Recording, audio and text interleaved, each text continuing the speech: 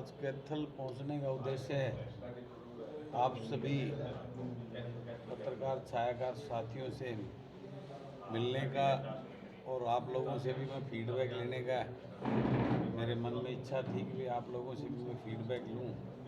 आप जनता के बीच में रहते हैं, जनता से अनेकों सुझाव और आपके सामने सारी बातें आती हैं जी। और मेरे अपने जो यहाँ मेरे साथ जुड़े हुए मेरे टीम लगा लो या भाईचारा लगा लो, उनसे भी आज विचार विमर्श करके आगे की रूपरेखा तैयार करने के संदर्भ में आज कैथल में आपके शहर में आना हुआ है। और जो मेरी इस पूरी यात्रा के दौरान कैथल में आप लोगों से मिलना हुआ था, लेकिन पूरी यात्रा के दौरान जो चीज़ मैंने देखी और महसूस की, इस प्रदेश के लोगों की पीड़ा और तकलीफ, एक दर्द, उसको आप लोगों के साथ साझा करने का भी मेरा उद्देश्य था। और आप साथियों के माध्यम से इस प्रदेश की तानाशाही नीतियों को लोगों तक पहुंचाकर उनको जागरूक करने का भी मेरा उद्देश्य आज यहाँ आपके बीच में है। और हल्की फुल्की जो चीज़ें मैं हर ज़िले लेवल पे करीबन 5 ज़िले मैंने कवर कर लिए, लोगों से मैं टीम से मिल रहा हूँ, जो फीडबैक आ रही है उसका हल्का फुल्का आपको अंदेशा देने के लिए और आपसे सुझाव लेने के लिए भी मैं आज आपके बीच में आया हूँ। जिस तरह की आपने पदयात्रा की थी, कई जिले आपके रह गए थे उस समय जी, जो भी 17 आ गया था, आपने 17 में भी खूब आवाज़ उठाई। क्या मानते हो कि किस तरह के अन्य जिलों से किस प्रकार संपर्क रहने वाला है यार? देखिए, मैंने जो प्लानिंग की है, मैं हर ज़िले में जो ज़िले में नहीं कर पाया उन ज़िलों में अब मेरे मूवमेंट अभी जो सत्र बचा हुआ है 22 के बाद में, मैं हर ज़िला हेडक्वार्टर पे जाकर अपने लोगों से मिलने का, लोगों से संपर्क करने का मैंने कार्यक्रम बनाया है। उसके बाद पहले डिस्ट्रिक्ट हेडक्वार्टर पे, डिस्ट्रिक्ट लेवल पे जाऊंगा, फिर उसके बाद हल्के लेवल पे जाकर लोगों से संपर्क करके और उनसे फीडबैक लेके अगले महीने तक कार्यक्रम ये है कि अपना एक टीम खड़ी करने की योजना बनाने का काम चल रहा है। मुख्यमंत्री का एक बड़ा बयान आया है टेंडरिंग को लेकर, जिसमें 2 लाख तक की सरपंचों की लिमिट थी, अब 5 लाख तक कर दी है। वो भी मैं अभी बताऊंगा आपको।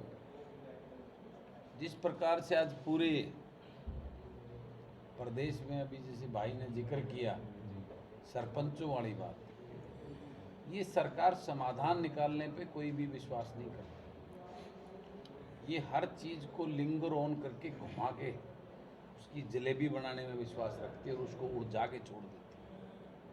आप जो अभी मुख्यमंत्री जी के बयान की बात कर रहे हो, शायद प्रेस कॉन्फ्रेंस मुख्यमंत्री जी ने चंडीगढ़ में करके और मीडिया के सामने ये बात तो पिछले कई दिन से चली हुई है कि वो 2 से 5 लाख करके, और उसको भी 5 बारी 25 लाख के काम जो है ना सरपंच उसमें करवा सकते हैं। उसके लिए तो पहले से ही तैयार नहीं थे, उन पहले दिन से ही वो सरपंच की जो एसोसिएशन है वो मना कर रही थी। आज उसमें मेरे ख्याल थोड़ा एड ऑन ये कर दिया, उनको एक लोभ लालच ये देते, पहले डराते हैं, धमकाते हैं, फिर लालच देते हैं। उसी के संदर्भ में वो 3000 से 5000 उनका मानदेय करने की घोषणा कर दी सरपंचों का, और पंचों का जो 1000 रुपये था उसको 1600 रुपये करने का काम कर दिया। ये तो एजेंडे हैं इनके जो है ना, भाजपा जो हरियाणा प्रदेश की जो सरकार की जो कार्यशैली है उसका हिस्सा है ये। लेकिन मेरे सामने अभी मैं आते आते मेरे कई सरपंचों के प्रधानों से बात हो रही थी, वो सब तो इस बात के लिए कतई तैयार नहीं। ये बात तो पिछले 4 दिन से जो है ना उनको बेवकूफ़ बनाने के लिए चला, उसको लिंगर ऑन करके उसको बढ़ाने के लिए चली आ रही है।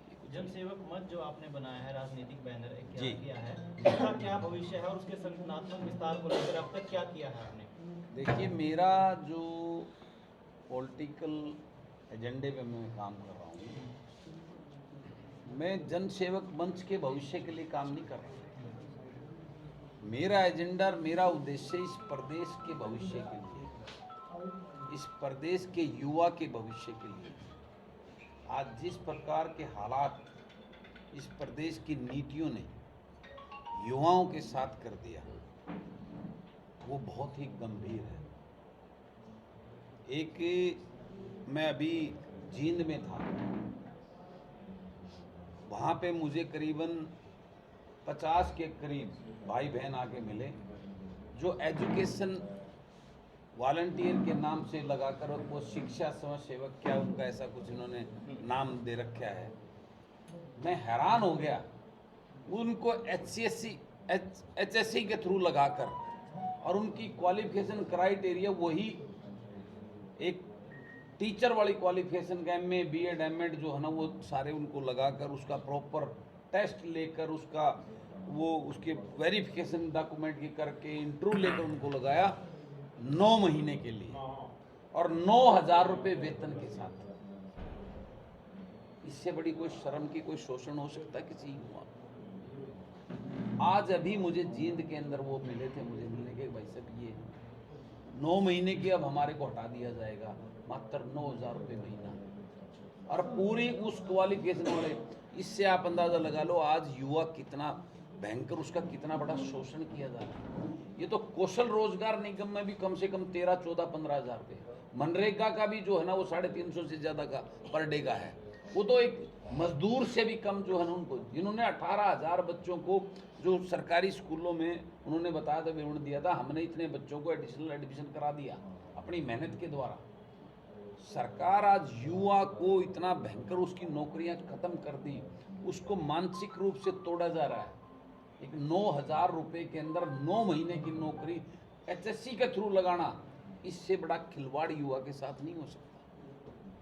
आज सरकार की इन्हीं नीतियों की वजह से आज प्रदेश का हर वर्ग पीड़ित और प्रताड़ित है। मैंने नांगल चौधरी से लेकर पंचकुला तक हर डिस्ट्रिक्ट हेडक्वार्टर पे कॉन्स्टिट्यूंसी लेवल पे जो है ना लोगों से, किसानों से मुलाकात हुई, जो कहीं गन्ने की फसल को लेकर, कहीं सरसों के भाव फसल के नुकसान को लेकर, गन्ने के भाव को लेकर, आलू के भाव को लेकर सड़कों पे बैठा है। युवाओं ने पढ़ना छोड़ दिया, पढ़ के क्या करेंगे, नौकरी तो है नहीं। आज प्रदेश के अंदर जो है, जो मेरा प्रदेश दूध दही का खाना होता था, आज मेरा प्रदेश का युवा जो है नशे की तरफ जा रहा है, आज अपराध की तरफ जा रहा है, कोई इंडस्ट्री नहीं है। और मुझे लेटेस्ट एक चीज़ सामने आई है, ये सरकार जो बड़ी बड़ी युवाओं को रोजगार देने की बात करती है, स्किल डेवलपमेंट के माध्यम से MSME के माध्यम से जो उद्योग लगाने, लघु उद्योग के लिए जो एजेंडा, उसमें कितना बड़ा खिलवाड़ है। उसमें सब्सिडी दी जा रही है 3.5 करोड़ 5 करोड़ रुपए, उसके सौदे हो रहे हैं। मैं विधानसभा में इस सवाल को उठाऊंगा कि वो डेटा दिया जाए, कितनी आपने जो है ना वो उद्योग लगवाए हैं। सब कागजों में आकर 50% आधे पैसे हमें दो और आधे आप लेके खा जाओ, कोई जरूरत नहीं उसकी। स्किल डेवलपमेंट के नाम से आप बुद्धिजीवी बैठे हो, मैं आपसे पूछता हूँ कितने कौशल सेंटर यहाँ पे इस कैथल शहर में खोले, जिससे कितने युवाओं को जो स्किल करके उनको जो है ना रोजगार दिया जा रहा है। डेटा तो दे सरकार। शर्फ कागजों में उनको वो सर्टिफिकेट बांटे जाते हैं, उनका पर बच्चे का मेरे ख्याल 12-13 हज़ार रुपये उसके लिए वो आता है, उसको जो है ना लूट के उसका एक करेक्शन में खाया जा रहा है और वाहवाही लूटी जा रही। शर्फ अखबार में छपने के लिए इतने स्किल डेवलपमेंट इतने बच्चे तैयार कर दिए, उनको कहाँ है वो बच्चे, कहाँ उनको नौकरी मिली, वही वो नहीं है। आज इतना बड़ा खेल यूथ के साथ हो रहा है। सबसे बड़ी समस्या एटम बम तैयार हो रहे हैं, वो 40 लाख युवा आज बेरोजगारों की फौज खड़ी हो गई, उनको कोई अपना भविष्य नजर नहीं आ रहा। वो एटम बम है, वो यहीं ब्लास्ट होंगे। प्रकृति का नियम है, जब उनको नहीं मिलेगा तो उसको छीनेंगे, झपटेंगे। आज वही चीजें प्रदेश के अंदर शुरू हो गई है। प्रदेश में हाहाकार मच जाएगा अगर इनको नहीं संभाला गया तो। उस यूथ को, उसको कुछ नहीं नजर आ रहा। आज ये पीड़ा देखिए मैंने प्रदेश के अंदर जो इस यात्रा के दौरान, आज भ्रष्टाचार सारी सीमाएं तोड़ चुका है प्रदेश के अंदर। चारों तरफ बोलबाला, किसी की कोई सुनवाई नहीं है। हम तो MLA लोगों के जनप्रतिनिधि हैं, जब मैंने वहाँ वो चीज़ें देखी हैं तो आम आदमी को तो ये कुछ समझते ही नहीं, कीड़ा मकोड़े की तरह उनकी औकात से। आज प्रदेश किस उस पे है। आज मैं इसी को लेकर जो है आज मैं प्रदेश में निकला हूँ। और इस प्रदेश में बदलाव जब तक नहीं होगा, व्यवस्था परिवर्तन का, तब तक ये सिस्टम नहीं सुधर सकता। कुंडू साहब, यात्रा के दौरान जो समस्याएं आपने देखी हैं, विधानसभा में आपने उठाई हैं, कोई समाधान हो पाया? सरकार ने किसी पर संज्ञान लिया? देखिए, ये तो अभी पता लगेगा। उस हाउस के अंदर मैंने जितना समय मिला, आपने देखा, मैंने मुद्दे उठाए, और अभी 4 दिन का 17 तारीख से दोबारा हाउस हमारा बचा हुआ है, उसमें भी मैं उन मुद्दों को उठाऊंगा। और उन चीज़ों को आज लोग देख रहे हैं। पहले विधानसभा में क्या होता था किसी को नहीं पता होता था, आज विधानसभा में क्या होता है आज सब कुछ लोगों को दिख रहा है। वहाँ उनको पता लग रहा है कि सरकार क्या कर रही है, क्या कार्यशैली है। विधानसभा के अंदर सरेआम झूठ बोले जाते हैं। उस लोकतंत्र के मंदिर के अंदर, जिसमें लोगों को विश्वास आस्था होती है कि हमारे इस विधानसभा के अंदर प्रदेश के लोगों के हित के लिए यहाँ पे नीतियाँ बनेंगी, वहाँ सरेआम प्रदेश का मुखिया जो है ना खड़ा होकर झूठ बोलता है कि हमारे प्रदेश के अंदर 45% एक किसान की इनकम को कैलकुलेट किया जा रहा है। वहाँ सरेआम जो है ना ऐसी झूठ बोली जा रही है जो बिल्कुल धरातल में कहीं नहीं है। पिछले लोकसभा विधानसभा चुनाव से पहले भी भर्तियाँ निकाली थी, सारी कैंसिल रद्द कर दी सिर्फ वोट लेने के लिए। पिछले विधानसभा चुनाव से पहले भी मकान बनाने की, हर गरीब को मकान देने की घोषणा की थी। कोई कितने लोगों को मकान मिले? मैं पूछना चाहता हूँ सरकार से आपके माध्यम से, आप फिर वही खेल 40-50 नौकरियाँ, 1000 नौकरियाँ देने की घोषणा कर रही है सरकार, 1 लाख मकान बनाने की घोषणा कर रही है। उस गरीब के साथ उसकी गरीबी का जो मजाक, उसका फ़ायदा उठाने के लिए मकान कोई नहीं, कोई बजट के अंदर प्रोविजन नहीं है। वो 1 लाख मकान कैसे बनाए जाएंगे, लेकिन घोषणा कर दी 1 लाख मकानों की। कितना बड़ा सफ़ेद झूठ इस प्रदेश के गरीब के साथ में। कुंडू साहब की दूसरी यात्रा कब शुरू होगी? दूसरी यात्रा मैंने शुरू कर दी है। मैं प्रदेश के हर जिले में जाऊंगा, फिर उसके बाद प्रदेश के हर विधानसभा में जाऊंगा और लोगों को जागरूक करके एक ऐसी युवाओं की टीम खड़ी करके इस प्रदेश को बचाने के लिए काम करेंगे। वो लड़ाई मैंने शुरू कर दी है। अब पैदल यात्रा उससे वो तो होगी है, अब मैं पैदल यात्रा सड़कों पे ही घूमता रहूँगा, तो इस प्रदेश के लोगों से संपर्क कैसे करूँगा। वो आहुति, वो एक चिंगारी मैंने इस यात्रा से इस प्रदेश के अंदर दे दी है, और वो चिंगारी आने वाले समय में इस प्रदेश के अंदर एक बहुत बड़ा राजनीतिक बदलाव लाकर एक विस्फोट करने का काम करेगी। ये आपके सामने मैं दावा करता हूँ इस बात का। यात्राओं के बाद और यात्राएं भी शुरू हो गई हैं, चाहे अभय चौटाला हो या राजकुमार सैनी, वो भी इस समय यात्राओं को दौर लगातार शुरू हो चुका है अगले साल 2024 को लेकर। लोकतंत्र में सबको अधिकार है, उनको करना चाहिए, लेकिन अच्छी सोच, अच्छी आत्मा से करनी चाहिए। उसका फ़ायदा तब है क्योंकि लोगों का विश्वास इस राजनीति डर रहे इस झूठ लूट की दुकान से पूर्ण रूप से उठ चुका है। तो इसलिए सच्ची आत्मा से प्रैक्टिकल धरातल पर करने के लिए ये काम होने चाहिए, नौटंकी करने के लिए नहीं, अपने आप को चैनल में और अखबार में छपने के लिए नहीं होना चाहिए। कुंडू साहब, कांग्रेस का हाथ से हाथ जोड़ो अभियान चला हुआ है जी। उस पे आप क्या कहेंगे? वो अपना काम कर रहे हैं। इस प्रदेश के लोगों ने कांग्रेस का 10 साल का राज देखा था, उससे पीड़ित होकर, उससे प्रताड़ित होकर लोगों ने एक नया विकल्प देखने की कोशिश की थी भाजपा के रूप में। और भाजपा को जो है ना, जो प्रदेश के अंदर मात्र 2-3 सीटों पे भाजपा थी, वो भी गठबंधन के माध्यम से सपोर्ट से, उस भाजपा को जो ना पूर्ण बहुमत देकर लोगों ने विश्वास आस्था, वो 15 लाख रुपए गरीब के खाते में, 2 करोड़ नौकरियां, किसान की आय दुगनी, हर गरीब को घर जैसे लुभावने जो ना सपने दिखाकर इस प्रदेश को जो है ना इसकी वोट लूटने कर सत्ता में काबिज हुई। लेकिन जिस प्रकार से उन्होंने किया, अब दूसरी बारी में इस प्रदेश के लोगों के साथ चीटिंग करके, एक मैं कहूँगा 75 पार का नारा देकर प्रदेश के लोगों को एक भय करके, और उसमें ठगबंधन के साथी जो इस प्रदेश का सबसे लुटेरा परिवार साबित हो चुका है, उनको सबको इस बात के प्रदेश ने मोहर लगा दी है, ये सत्ता के लुटेरे पैसे के जो है ना की भूख के वो लोग हैं, इनको लोगों से कोई मतलब नहीं। क्योंकि जिस भाजपा को जमुना पार भेजने के नाम पर, जिस भाजपा को जो है ना बात करना भी जो है ना सामाजिक बहिष्कार करने जैसी बातें करी, उस भाजपा के खिलाफ लोगों से वोट लेकर और उसी भाजपा की गोदी में बैठकर इस प्रदेश को लूटने का काम कर रहे हैं, उनका चेहरा बेनकाब हो चुका है। प्रदेश के लोग उनका सच्चाई जान चुके हैं। अब प्रदेश के लोगों के पास पहले कांग्रेस को देख लिया था, अब बीजेपी और जेजेपी की इस गठबंधन सरकार के लुटेरे लोगों नेताओं को देख लिया। अब प्रदेश के लोग एक आस उम्मीद लगाकर एक नई उम्मीद और एक नई जो है विकल्प की तरफ देख रहे हैं। निश्चित रूप से मैं प्रदेश में घूमकर और प्रदेश के युवाओं की टीम खड़ी कर इस प्रदेश के लोगों को एक नया विकल्प देने का काम करेंगे, इस प्रदेश को बचाने का। व्यवस्था परिवर्तन के लिए सत्ता परिवर्तन जरूरी है, तो 2024 के लिए क्या रूपरेखा रहने वाली है बलराज कुंडू की? देखिए, सत्ता परिवर्तन का खेल तो सदियों से चला आ रहा है। चेहरे बदल जाते हैं, लेकिन वो लूट खसोट की दुकान हर साल वो लूट बढ़ती जा रही है, भ्रष्टाचार बढ़ता जा रहा है।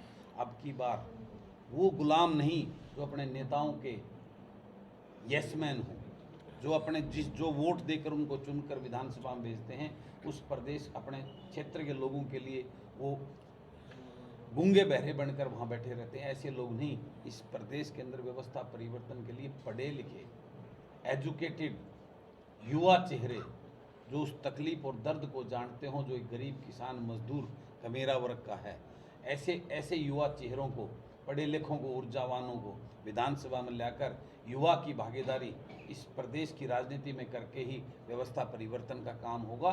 जो अपना घर भरने के लिए नहीं, अपनी लूट की दुकान चलाने के लिए नहीं, वो अपने प्रदेश के लोगों के जो उनको वोट देकर भेजेंगे, उनके जनसेवक बनकर, उनके लिए वकील बनकर उनके हक उनको दिलाने का काम करेंगे। विधानसभा के अंदर वो नीतियां बनवाने का काम करेंगे जिससे प्रदेश आगे बढ़े, प्रदेश के युवा को रोजगार मिले, प्रदेश के अंदर उद्योग लगे, प्रदेश को हर हाथ को काम मिले। हाथ जोड़ने से नहीं, हाथ को काम मिलने से प्रदेश की प्रगति होगी। इसी सोच के साथ हमने जो है ना युवाओं की भागीदारी राजनीति में करने के लिए मैंने ये सारा कदम उठाया है। और निश्चित रूप से 2024 के अंदर हरियाणा के विधानसभा के अंदर 60% से ज़्यादा चेहरे युवा होंगे, पढ़े लिखे होंगे, ऊर्जावान होंगे, तभी व्यवस्था परिवर्तन होगा। इसी संकल्प को लेकर मैं आज प्रदेश में निकला हूं। 2024 यात्रा के बाद कोई बड़ा चेहरा साथ जुड़ा है? बड़े चेहरे नहीं चाहिए मुझे, तो वो चेहरे चाहिए जो पढ़े लिखे हों। ऐसे बड़े चेहरे, जिन बड़े चेहरों की बात, बड़ा कौन होता है? बड़ा जनता जनार्दन है, बड़ा और बनाने वाली जनता होती है। तो मैं उस जनता के बीच से, उन लोगों के बीच से, उनके बेटा और बेटी जो पढ़े लिखे हों, उनको बड़ा बनाने का काम करने के लिए जो है ना, उनको आगे बढ़ाने का आम काम। आदमी की तरह कहीं आप बात करते हैं, आम आदमी कहते हैं कि हमें साधारण लोग ही चाहिए था आपकी। वो कहते हैं मैं करूँगा। उनके पास मुझे बताइए कौन सा पढ़ा लिखा IIT हाईली क्वालिफाइड जो है कैंडिडेट उन्होंने जो है ना लाकर विधानसभा में भेजकर उसको जो है ना जिम्मेवारी देने का काम किया। वो मैं यस मैन नहीं, उनके पोपट नहीं, वास्तव में जो पढ़े लिखे होकर, बुद्धिजीवी होकर विधानसभा में हक के साथ में, ऐसे लोग नहीं चाहिए जो मेरे सामने बैठकर पूंछ हिलाते रहे और मुझे सिर्फ जय जयकारे करते रहे। मैं उन लोगों को लाना चाहता हूं जो अपने हलके के लिए, अपने प्रदेश के लिए किसी से भी टकराने का हौसला और हिम्मत रखते हों, जो सच्चे और ईमानदार हों, जो झुकेगा और डरेगा वही जिसके अंदर कमजोरी होगी और जो कमी होगी। ऐसे लोग नहीं चाहिए मुझे ऐसे नीडर और बहादुर युवा चाहिए जो किसी से भी गलत चीज़ के लिए टकराने। अगर मैं गलत हूं तो मुझे भी गलत कहें। ऐसे लोगों की टीम खड़ी करके मैं इस प्रदेश को बचाना चाहता हूं। जिस तरह के आपने कहा कि युवाओं की टीम जाएगी 60%, तो ये मानकर चला जाए कि विधानसभा, अगली विधानसभा में बलराज कुंडू सभी सीटों पर चुनाव लड़ेंगे, मुख्यमंत्री चेहरे के रूप में अगला चुनाव। देखिए, जब ये लुटेरे मुख्यमंत्री चेहरे बना सकते हैं, मैं तो एक सच्चा ईमानदार हूँ, एक किसान फौजी का बेटा हूँ, मैं क्यों नहीं। और ये भी सच्चाई है, ये अपने आप को किसान बताते हैं, किसान के बेटे बने। ये तो राजा महाराजा हैं, रजवाड़े हैं, सोने चांदी की चम्मच से दूध पिए हुए उन रजवाड़ों के। इनको क्या पता उस किसान की तकलीफ का? उस तकलीफ का तो बलराज कुंडू को पता है, क्योंकि बलराज कुंडू उस गाँव में पैदा हुआ। बलराज कुंडू ने खेत में गेहूँ में पानी दिया है, बलराज कुंडू ने खेत में जो है ना लावणी की हुई है, बलराज कुंडू ने थ्रेशर में गेहूं निकाले हुए हैं, बलराज कुंडू ने ईंट छोलकर जो हमारे तरफ कहते हैं उसको मील में डाला हुआ है। उस किसान की तकलीफ को बलराज कुंडू जानता है। बलराज कुंडू उस ग्रामीण अंचल से निकल के आया है। तो वो लुटेरे हो सकते हैं, मेरे अंदर तो एक पीड़ा टीस है इस अपने प्रदेश के लिए, उसके युवा के लिए, किसान के लिए, गरीब के लिए, उसके लिए कुछ करने की ललक और एक जज्बा है। मैं क्यों नहीं हो सकता? इसमें क्या बुराई है? ये बात क्या है? उन्हीं को अधिकार है, उन राजों महाराजों को। अगर वही इस प्रदेश के मुख्यमंत्री बनेंगे, उनके पोता पोती, उनके बेटे ही मुख्यमंत्री बनेंगे, इस प्रदेश में किसान मजदूर एक फौजी का बेटा क्यों नहीं बन सकता? मैं ये आपसे पूछना चाहता हूँ, ये पूछिए उनसे। वो आज इस बात को कहते हैं, जब भी कोई मीडिया कहता है कि बलराज कुंडू को मुख्यमंत्री बनने की बहुत जल्दी है, इसलिए मुख्यमंत्री बनने की उसमें ललक में बलराज कुंडू निकला हुआ है। नहीं, बलराज कुंडू इस प्रदेश को बचाने के लिए अगर मुझे सत्ता की भूख होती तो आज भी मुझे जो है ना सत्ता में वजीर बनाने के लिए, मुझे मंत्री बनाने के लिए भाजपा सरकार तैयार बैठी है। लेकिन बलराज कुंडू सत्ता भोगने के लिए नहीं, जन सेवा करने के लिए, इस प्रदेश को बचाने के लिए, इस प्रदेश के युवा के भविष्य को बचाने के लिए मैं इस प्रदेश में राजनीति करने आया हूँ। स्वास्थ्य सेवाएं बहुत बहाल हो गई हैं। मैं आपकी जानकारी के लिए बता देता हूं, आज 15 तारीख हो गई है, हरियाणा प्रदेश में स्वास्थ्य विभाग के एक भी कर्मचारी को तनख्वाह नहीं मिली है। यह है सच्चाई। इस प्रदेश के अंदर सिवाय घोषणाओं के इस प्रदेश का बेड़ा गर्क कर दिया। मैं पहले से ही आपके साथ में कहा था, जिस प्रकार से इस प्रदेश को लूटा जा रहा है, इस प्रदेश के ऊपर जो ना कर्ज पे कर्ज हर साल बढ़ाया जा रहा है, आने वाले समय में कर्मचारियों को पेंशन तनख्वाह देने को भी नहीं होगी सरकार के पास में। पंजाब से भी बद से बदतर हालात इस प्रदेश के होने जा रहे हैं। आज जिस प्रकार की लूट मची हुई है प्रदेश के अंदर, 2018 से 2022 तक लगभग 35 लाख युवा जो है पर पलायन कर चुके हैं। क्या ये दौर ऐसे ही चलता रहेगा बेरोजगारी के चलते? मैंने बताया ना, 40 लाख युवाओं की फौज, बेरोजगार युवाओं की फौज इस प्रदेश में खड़ी है। आज यहाँ से हताश निराश हो चुके हैं, जो अपनी ज़मीनें बेच रहे हैं, जो एक सहारा होता है किसान गरीब का, उन ज़मीनों को बेचकर विदेश में भागने की तैयारी है। और उसी में अनेकों ठगियाँ हो रही हैं उनके साथ में। वो बेचारे हमारे बच्चे यहाँ से 2 नंबर के रूट से विदेशों में भेजते हैं और वहाँ उनकी ऐसी हालत हो रखी है, उनकी ज़मीन भी गई और वो जो ना विदेशों में जेलों में पड़े हुए हैं। इस सरकार की नाकामियों की वजह से, इस सरकार की युवा की चिंता ना करने की वजह से आज मेरे प्रदेश का युवा ऐसे दौर से गुजर रहा है।